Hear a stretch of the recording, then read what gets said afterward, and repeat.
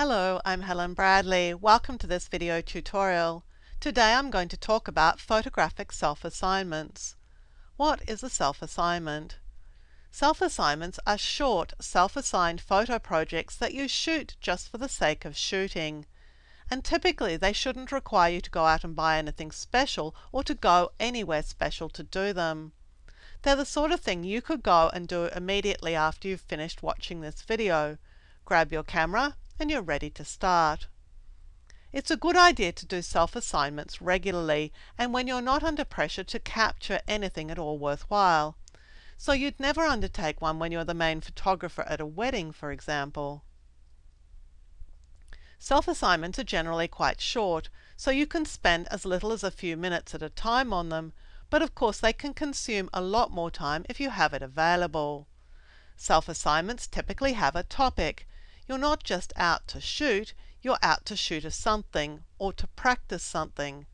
You're not aiming to shoot keepers so much as you are aiming to learn something. Self-assignment should take you out of your comfort zone and help you see things or experiment with techniques or your kit. Preparing for a self-assignment. When you're preparing for a self-assignment, firstly you need to allocate the time to work on your self-assignment. Often you can find it by repurposing time you already spend doing something, such as walking to the bus station. Make this the time that you work on your self-assignment.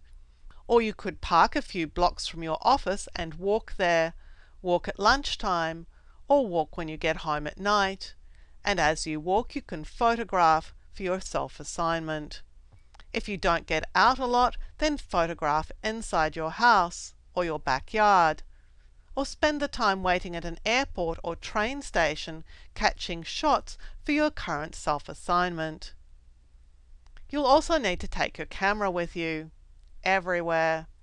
It doesn't have to be your good camera, but it's good if it is. It might seem strange to carry your camera with you all the time, but the more you do so, the less uncomfortable you'll feel, and you'll really notice it when you don't have your camera handy.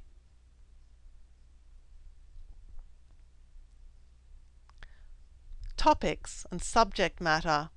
Plan your self-assignment. You'll need a topic or a focus for your shooting. It should be something that challenges you and forces you to learn something new or to look at the world a little differently.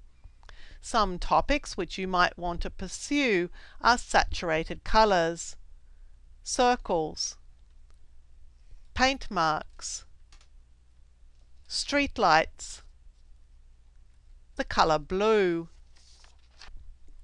doors, shadows, repetition, food, street art, reflections, or alphabet, which is a great one for the airport.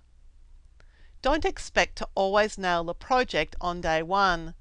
So if you're shooting something like circles, it's worth going over the same territory a couple of days in a row. Notice how many more circles you see on day 2 than you did on day 1. Your assignment might also be related to a piece of your kit. Perhaps you have an unused or little used lens in your case. Unused because you really don't know how to use it. And because you can't trust yourself to use it for important situations, the cycle becomes self-repeating, so you never use it. Set yourself a self-assignment to shoot with the lens for a couple of weeks. By the end of the 2 weeks, you'll know a lot more about the lens and how to use it. If you're someone who always uses the auto mode on your camera, now's a good time to start using aperture priority and shutter priority mode and start learning what creative possibilities they might offer. Determine the topic or focus of your self-assignment and a time frame to work in. Once you're done with the first assignment, you're ready to start on the next. But don't be surprised if you continue to shoot these self-assignment themes in other situations. Assess the results. When you're working on a self-assignment, download the images as often as you can and view the results. Assess how you've gone in your project. How easy was it for you to see things that matched your topic? Assess the technical aspect of your shots. Are they in focus? Is the depth of field used appropriate for the subject matter? How would you improve the shot next time, and what will you do differently tomorrow? If you're working on a self-assignment to learn how to use a piece of kit, ask yourself, what have you learned about it? What worked and what did not work? Analyze the results in front of you to determine what you'll try that will be different tomorrow or the next day. What you'll gain. Self-assignments are creative learning projects, so approach them with a sense of wonder and enthusiasm for your topic.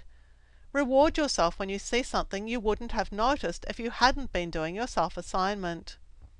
Self-assignments can help you see the world differently, and they're guaranteed to make you a better photographer.